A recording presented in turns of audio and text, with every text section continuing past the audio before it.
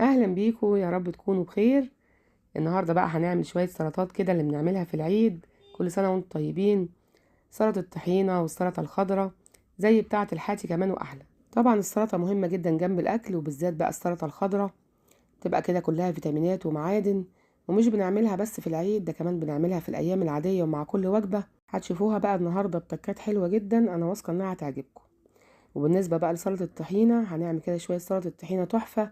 هتبقى كريمي زي ما انتوا شايفينها كده، وهتحبوا تعملوها دايما بالطريقة دي. واهم حاجة بقى الكوباية اللي بيكون فيها مية السلطة التحفة اللي بتتقدم في المطاعم، وما نبقاش عارفين السر بتاعها. هنعملها النهاردة بطريقة حلوة جدا. تابعيني بقى في الفيديو علشان تشوفي الطريقة. ويلا كده بسرعة اشتركي في القناة، ولايك وشير لو عجبك الفيديو. شايفين بقى الجمال والحلاوة. انا في البدايه كده هعمل معاكم سلطه الطحينه. انا جبت البوله بتاعتي وابتدأت احط كده فيها الكميه اللي انا عايزاها، يعني تقريبا كده معلقتين 3 كبار من الطحين. واحط كده شويه من الملح، وكمان الكمون، وشويه كده من الشطه. وطبعا الشطه على حسب الرغبه. وهحط كده حوالي 5 معالق من الخل. طب هل الخل كده كتير؟ لا، مش هيبقى كتير خالص. الطحينه بتحتاج خل وكمان ليمون. هحط كده عصرة نص ليمونة مع 5 معالق الخل، وابتدي كده ان انا اقلب في شكل دائري عشان انا عايزة الطحينة بتاعتي يبقى لونها فاتح كده وابيض. وجنبي كده كوباية مية، وببتدي انزل كده شوية بشوية بالمية، وبقلب بالشكل ده او زي ما انتوا شايفين كده. هتبصوا بقى مع التقليب هتلاقوا لون الطحينة بقى ابيض بالشكل اللي انتوا شايفينه ده. وما زلت لسه بقلب وبنزل بالمية شوية بشوية لغاية ما يبقى القوام بتاعها كريمي. شايفين بقى القوام بتاعها حلو قوي كده. هجيب فصين توم كده صغيرين او فص توم كبير، وهبتدي بقى ان انا اهرسه بالهراسة بالشكل ده. ده بيدي طعم للطحينة كده، بيوديها في حتة تانية خالص، ومهم جدا مع سلطة الطحين. وهحط كمان كده معلقتين كده كبار من الزبادي او 3 معالق على حسب الكمية اللي انت عاملاها، يعني تقريبا كوباية زبادي كده عشان تكسر الدسم بتاع الطحينة، وبتخلي اللون بتاعها حلو، وكمان الطعم بتاعها بيبقى حلو جدا. وهجيب كده شوية من البقدونس هقطعهم كده وهحطهم على الطحينة بالشكل ده. وكده هتبقى سلطة الطحينة بتاعتي جهزت. حلو قوي كده. دلوقتي بقى هبتدي ان انا اعمل السلطة الخضراء. انا جبت كده شوية الخضار اللي متوفر عندي، يعني الخضار اللي انت عايزة تعملي بيه السلطة جهزيه كده واغسليه كويس. جبت طماطم وخيار وفلفل، وكمان قرنين شطة وبصلاية، وكمان شوية خضرة. هبتدي كده بالخيار. لو الخيارة بتاعتك كبيرة قطعيها 3 زي ما انتوا شفتوا كده، لكن لو صغيرة قطعيها 2.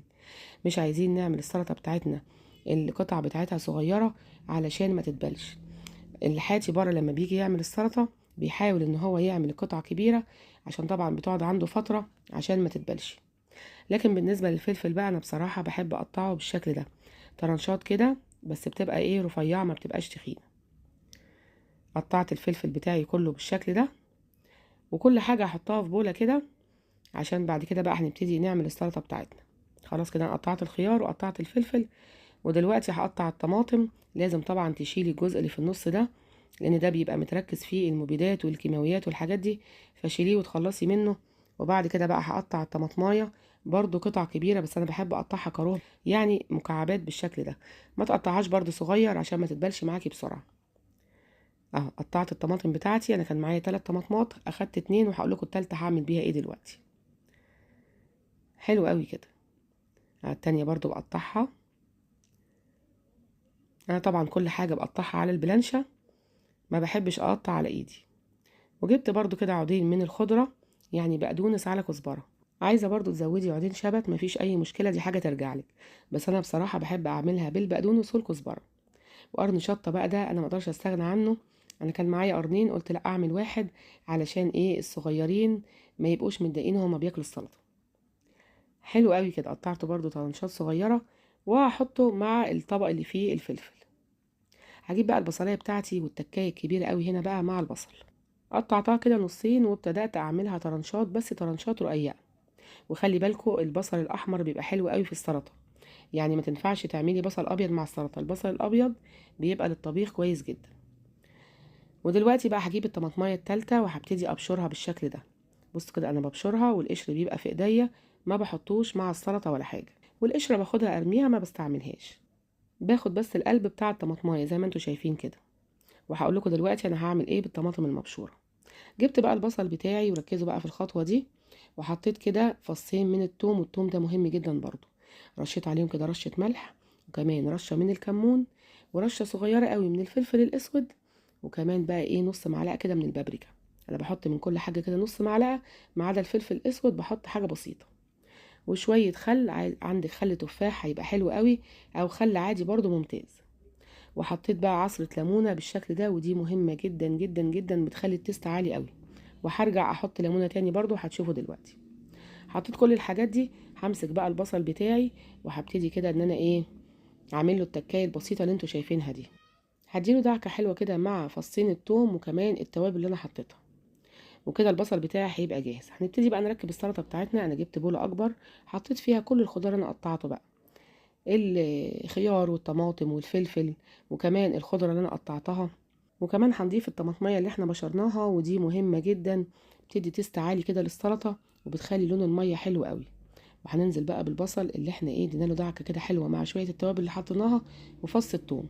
ودي معلقه صغيره كده من السماق، انا كنت نسيت احطها في الاول، بس برضو بتخلي طعم السلطه حلو قوي وفي مزازه كده. لو مش متوفره عندك مفيش مشكله. وهبتدي بقى كده اقلب السلطه بتاعتي، وهشوفها هي محتاجه ايه. انا محضره دلوقتي جنبي كده ميه متلجه من الفريزر، ولو عندك تلج برضو يبقى حلو قوي، لو عندك مكعبات كده من التلج، بس انا اليوم ده ما كانش عندي. فنزلت كده بالميه المتلجه على السلطه، ولازم تكون متلجه زي ما قلت لكم عشان السلطه ما تحمضش بسرعه. الحاتي دايما بيحط قوالب كده من التلج علشان خاطر السلطه ما تحمضش معاه بسرعه. زودت كده الملح بعد ما دقت كده الميه بتاعتي لقيتها محتاجه ملح. وكمان عصرت كده ليمونه غير الليمونه اللي انا عصرتها في الاول، عشان يبقى كده طعم السلطه حلو قوي. شايفين بقى الميه بتاعتنا تحفه، اظن مفيش بعد كده. ولو انت هتعملي السلطه تكايه مهمه جدا وهتركنيها شويه، يبقى ما تحطلهاش الملح. حطي كده رشه صغيره قوي كده على البصل، وما تحطيش ملح تاني خالص. حطيها كده في التلاجة في علبه، ووقت الاكل يبقى طلعيها وحطي لها الملح. شايفين بقى الميه بتاعتنا عامله ازاي تحفه، ولا الطعم بتاع السلطه؟ احنا بصراحه بنسيب الاكل وبناكل السلطه التحفه دي. ايه رأيكم بقى في الجمال والحلاوة؟ طبعا السلطة دي كلها فيتامينات ومعادن، ولازم تعودي ولادك عليها مع كل أكلة، مش في العيد وبس وخلاص، أو مع المشويات وخلاص. مع كل أكلة لازم أعمل الطبق السلطة ده لولادي، بيحبوه جدا. وساعات أعملها زي ما بقولكم وأحطها في التلاجة، ووقت ما بطلعها للولاد أرش لها شوية ملح. كل سنة وانتم طيبين بقى، اعملوا السلطة دي وجربوها، وأنا مستنية رأيكم في التعليقات. عملنا سلطة الطحينة وكمان السلطة الخضراء بتكات مميزة جدا، وانا بتمنى بقى تكون وصفتنا النهارده عجبتكم. ولو عجبتكم بقى ما تنسونيش في اللايك والشير والسبسكرايب للقناه. يلا باي باي، سلام.